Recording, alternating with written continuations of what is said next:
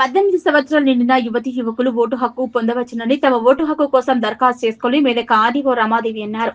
చిన్నశంకరంపేట మండల కేంద్రంలోని తెలంగాణ మోడల్ పాఠశాలలో స్థానిక తహసీల్దార్ మాలతి ఆధ్వర్యంలో జాతీయ ఎలక్షన్ కమిషన్ ఆదేశాల మేరకు ఎన్నికల విధులు, ఓటర్ జాబితా తయారీ, ఎన్నికల దరఖాస్తు ఫారాల సమస్యలపై మెదక్ అసెంబ్లీ నియోజకవర్గ మాస్టర్ ట్రైనర్స్, బూత్ లెవెల్ ఆఫీసర్లకు శిక్షణ కార్యక్రమం నిర్వహించారు.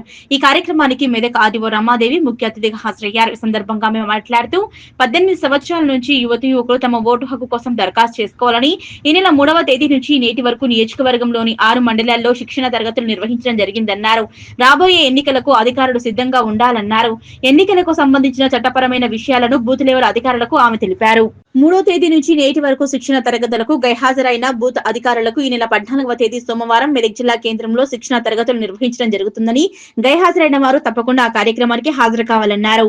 ఈ కార్యక్రమంలో స్థానిక తహసీల్దార్ మాలతి, డిప్యూటీ తహసీల్దార్ ప్రభుదాస్, రెవెన్యూ ఇన్స్పెక్టర్ రాజు, కార్యాలయ సిబ్బంది పాల్గొన్నారు. కాబట్టి ఇంకా ఈ రోజుతో అయిపోతుంది.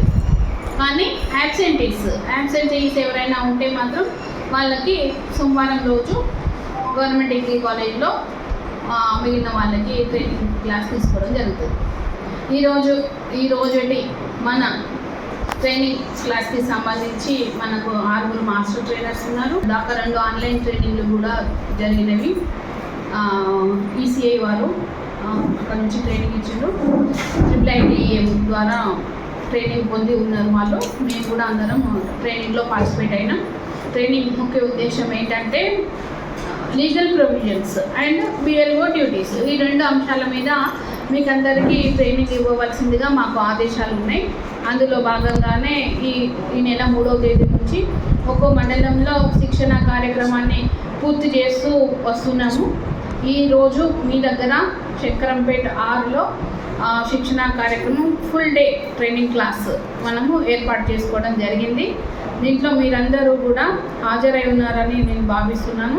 ఇంకా 1-2 యాబ్సెంట్ అయి ఉంటే మీరు చెప్పండి, మీ సోదరిమణులకు చెప్పండి. సోమవారం రోజున గవర్నమెంట్ డిగ్రీ కాలేజీలో సేమ్ ఇదే టైమింగ్స్, ఉదయం 9:30 నుంచి 5 గంటల వరకు ట్రైనింగ్ కార్యక్రమం ఫుల్ డే ట్రైనింగ్ క్లాస్ ఉంటుంది. వాళ్ళు అటెండ్ కావాల్సిన అవసరం ఉంది. అదేవిధంగా ఈరోజు మీకు ఎగ్జామ్ ఉంటుంది మధ్యాహ్నం. అదేవిధంగా వాళ్ళకు కూడా ఆ రోజున ఎగ్జామ్ మధ్యాహ్నం 2:30కు ఆన్లైన్ ఎగ్జామ్ అనేది ఉంటుంది. ఈ శిక్షణ యొక్క ముఖ్య ఉద్దేశం ఏంటంటే BLOs ఎంతో కాలంగా వారి విధులను నిర్వర్తిస్తున్నారు, ఎన్నికల కార్యక్రమాలలో పాల్గొంటున్నారు. పర్ఫెక్ట్గా ఎన్నికల ప్రక్రియ పూర్తి అయ్యేలాగా వారు ఎంతగానో సహకరిస్తున్నారు. అయితే మరొకసారి వాళ్ళకు లీగల్ ప్రొవిజన్స్ ఏమున్నాయనేది వాళ్ళకు తెలియపరచాలి.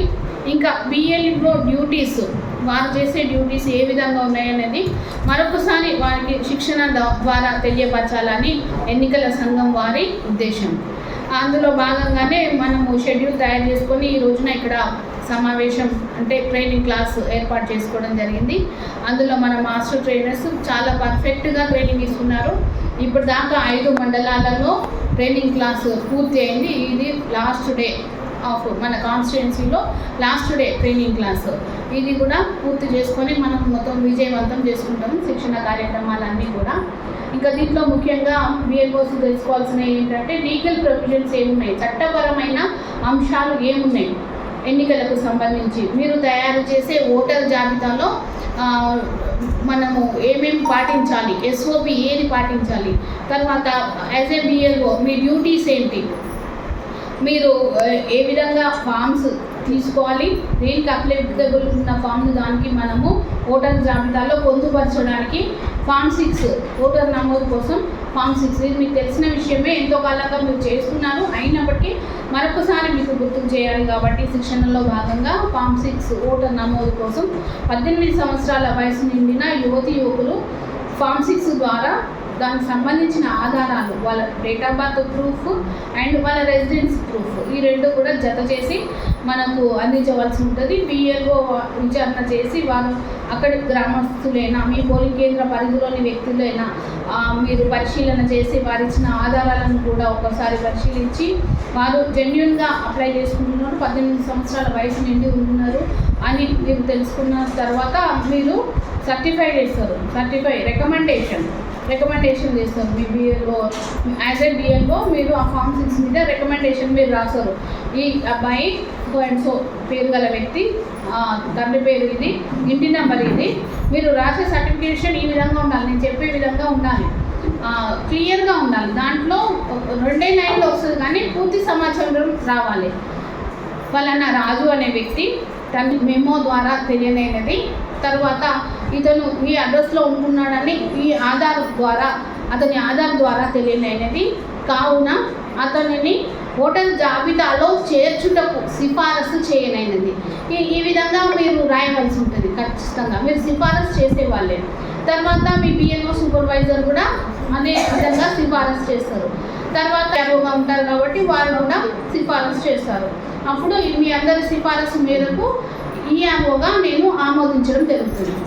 ఆమోదించిన తర్వాత వాళ్ళ పేరును మనము ఓటర్ లిస్టులో ఎన్రోల్మెంట్ చేస్తాము.